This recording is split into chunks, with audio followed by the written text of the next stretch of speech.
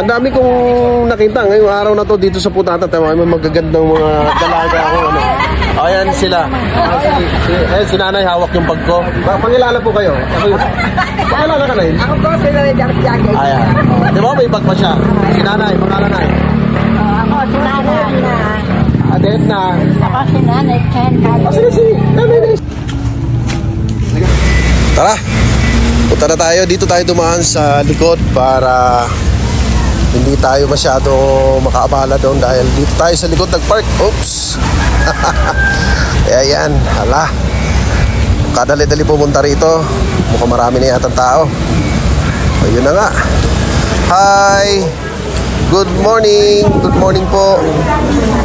Good morning po. Good morning.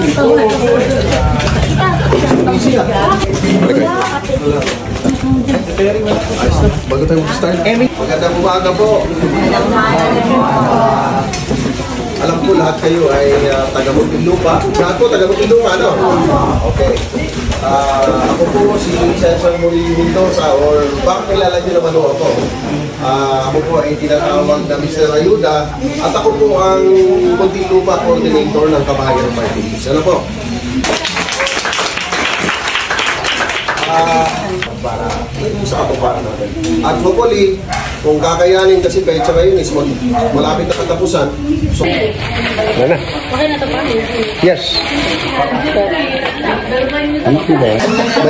May adobo, talong, with bagoong, tapos galunggong.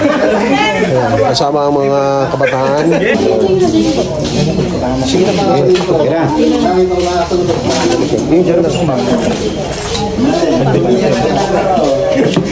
Okra with bagoong.